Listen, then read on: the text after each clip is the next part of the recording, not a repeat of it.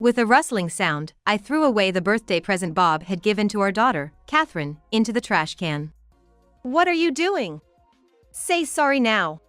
With a fierce look, my mother-in-law, looking like something out of a horror movie, glared at me. Did you see the content of the card? As she looked at the card, she began to tremble. Admittedly, discarding a gift from a loving father into the trash without handing it over to Catherine was wrong. However, after seeing the content of the card, there was no way I could happily give it to Catherine. Catherine is only 4 years old. She's in the middle of her preschool years, and she's at her most adorable. Everyone, including Bob, both our parents, and all our relatives, are totally smitten by her. She has received so many gifts, and I'm truly grateful for them. For some reason, Bob bought a separate gift and kept it a secret, not even telling me what it was. I was excited to see what was inside, not just for Catherine but for me as well. But now, the nature of the gift didn't matter anymore. I am Mary Johnson. I met Bob at a friend's wedding reception.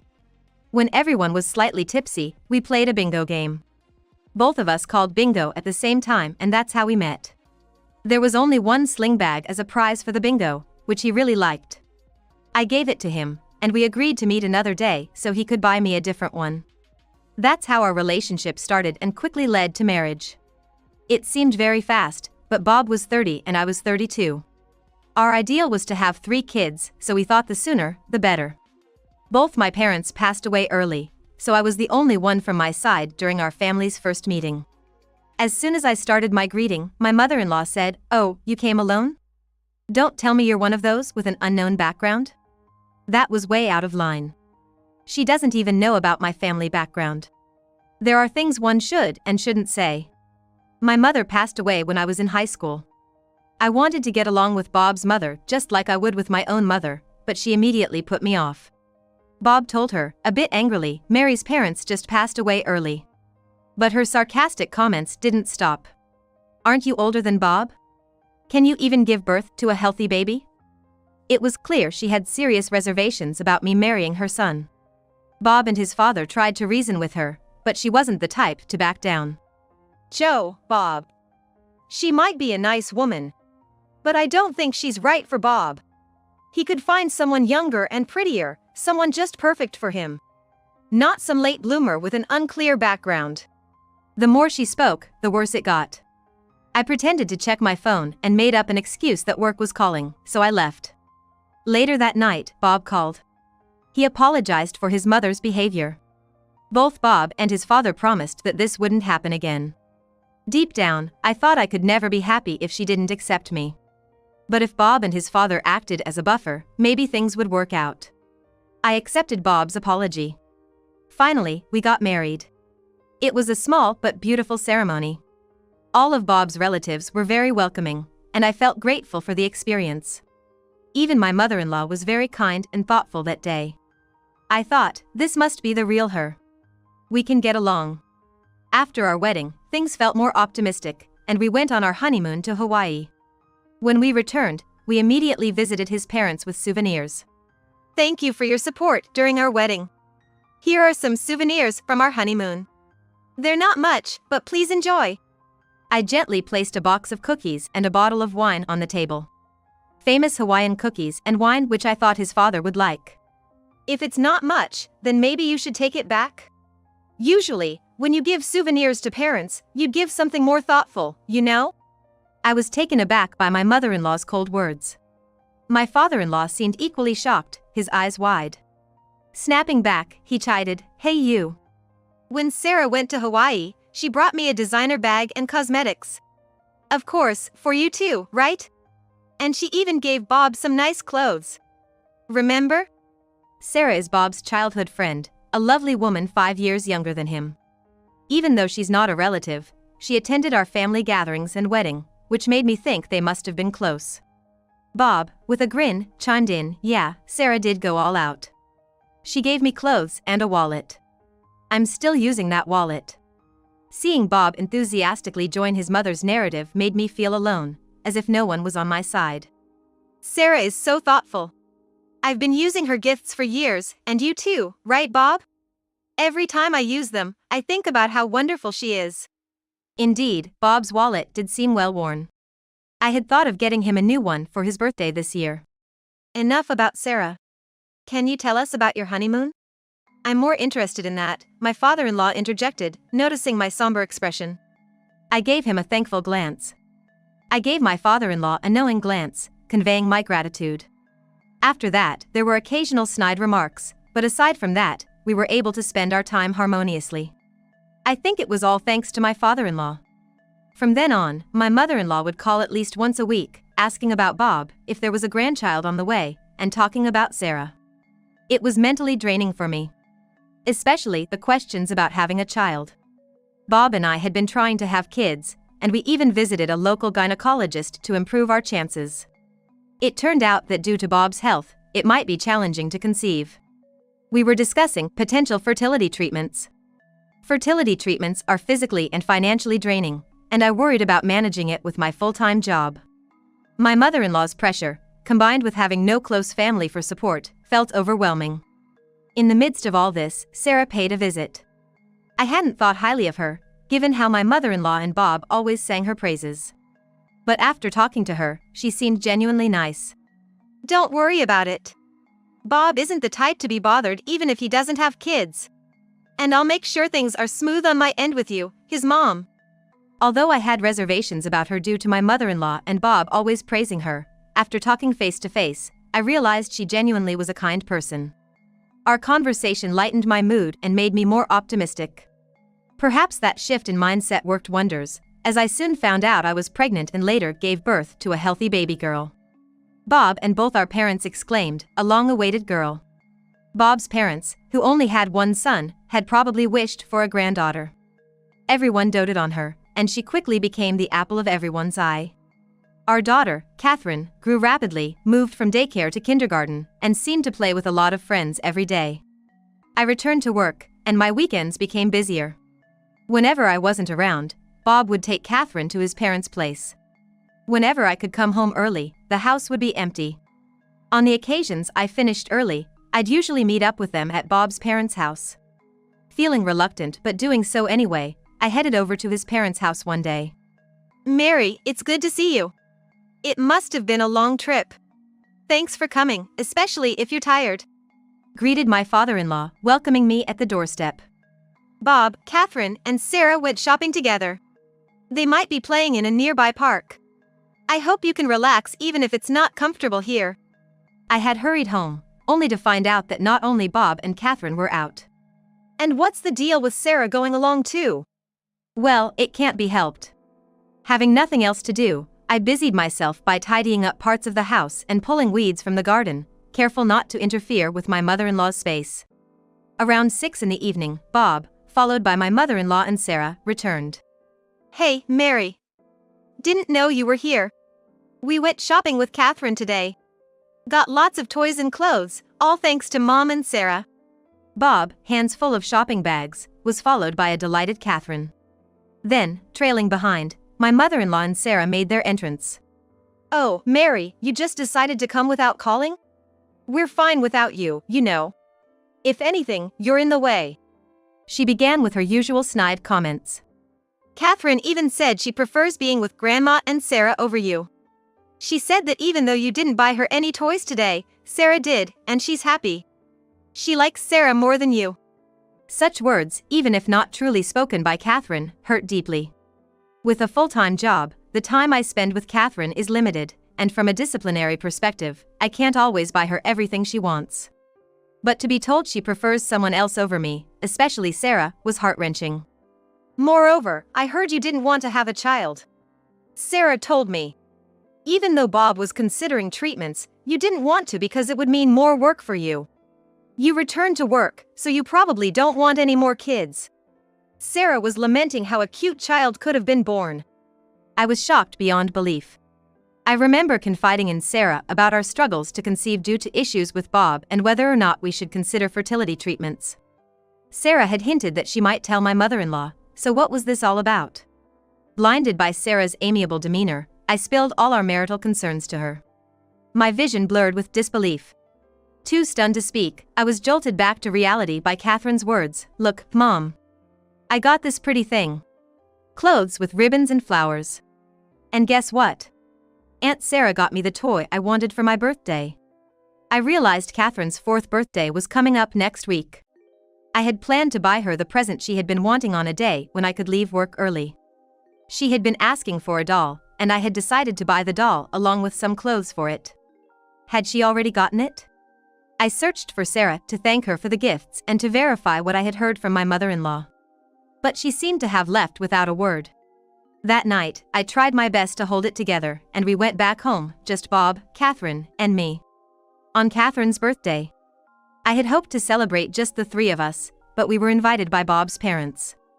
I wasn't keen on going after the traumatic events from last week, but seeing the excitement on Bob's and Catherine's faces, I reluctantly agreed. Bob, Mary, and Catherine. So glad you could make it. Happy birthday, Catherine. Come on in, we've got a feast and cake ready. And of course, presents too. Catherine, with a gleeful yay, darted towards the living room. She was excited about her presents.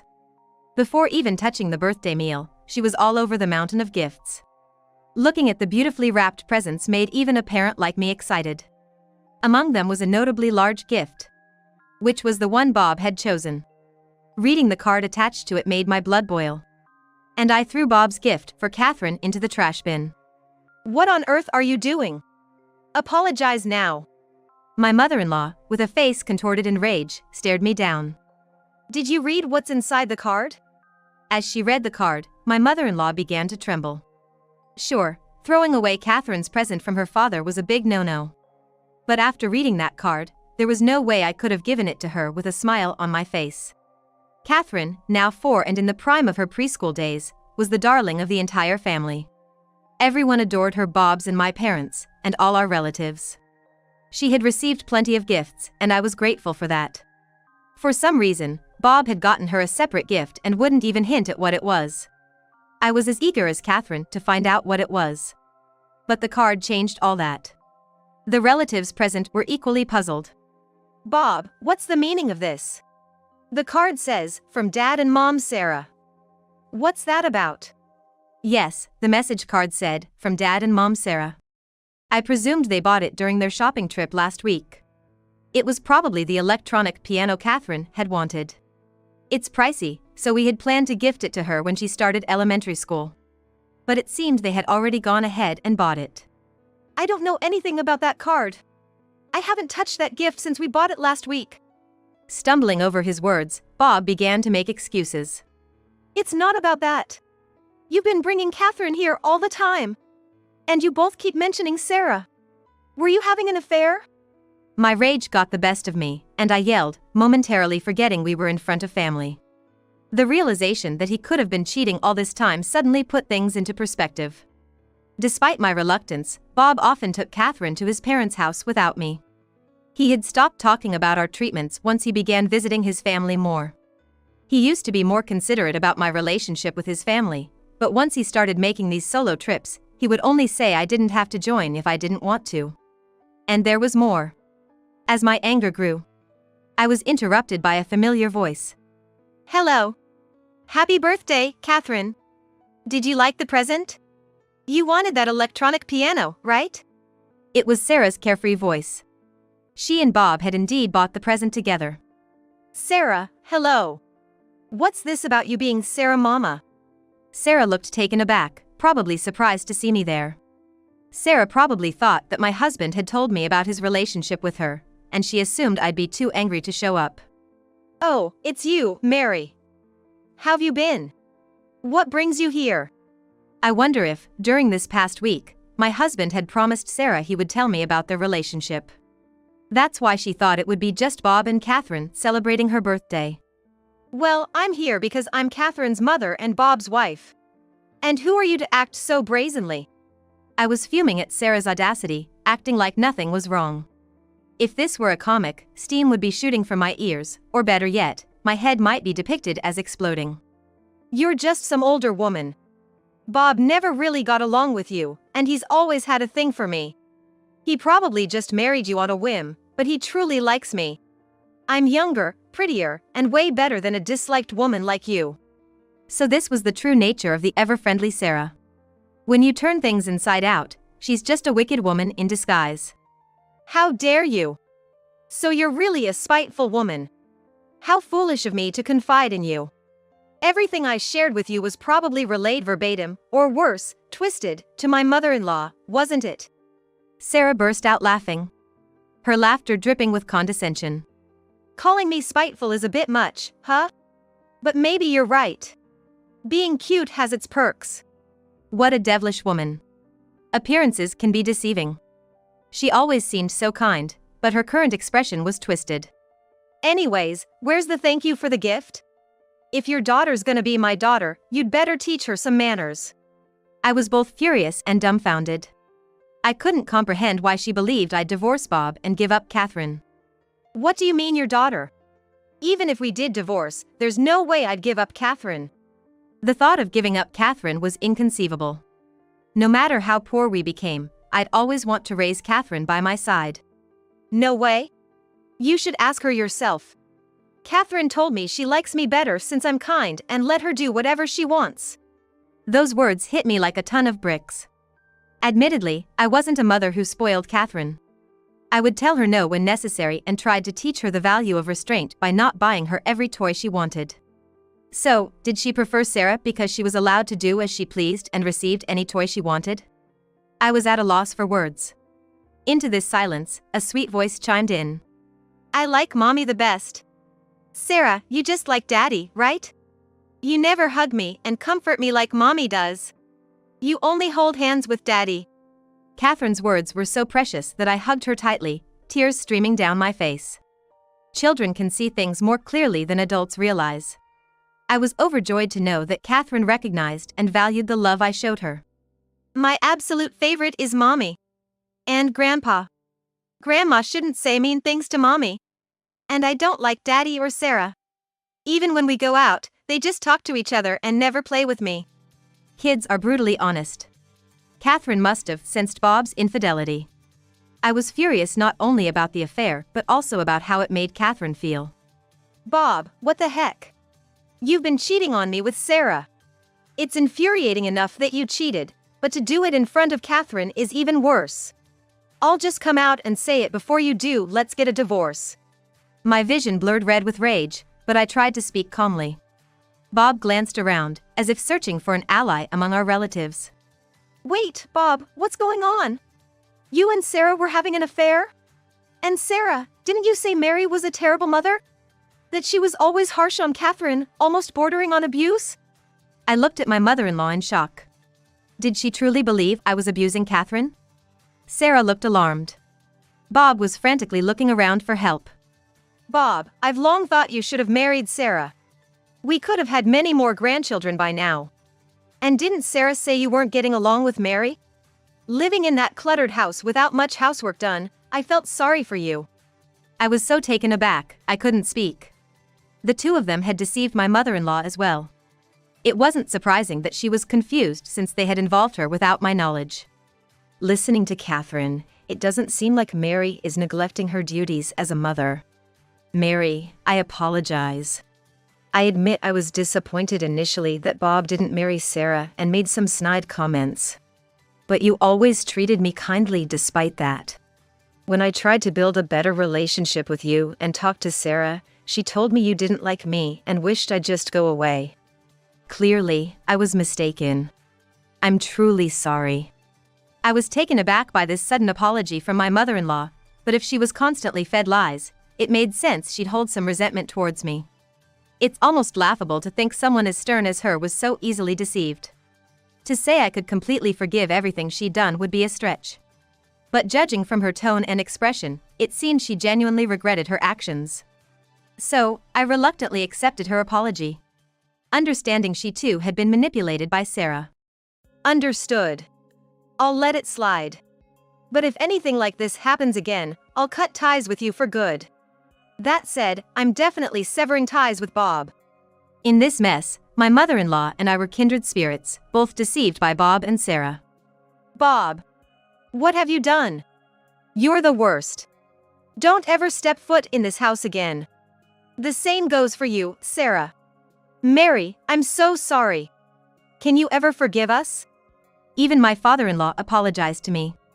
Sir, ma'am, please don't say such things. If I had many children with Bob, they'd be your grandchildren, right? Bob is your only child and heir to this family. If you disown him now, you might regret it later. Please, think it over. Despite ruining everything, Sarah was audacious. Still speaking up confidently to my father-in-law. I couldn't fathom how she could be so bold. Sarah, how do you know we only have one child?